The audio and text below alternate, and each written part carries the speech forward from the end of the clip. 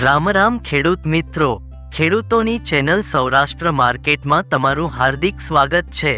આપણે આ વિડીયોમાં જાણીશું મહુવા માર્કેટ યાર્ડના ભાવ, પણ તે પહેલા જો તમે ચેનલમાં નવા છો તો નીચે આપેલ સબસ્ક્રાઇબ બટન પ્રેસ કરી ચેનલને સબસ્ક્રાઇબ કરો અને બેલ આઇકનને ઓન કરી દો, જેથી કરીને દરરોજના તાજા ભાવ તમે સૌપ્રથમ જાણી શકો।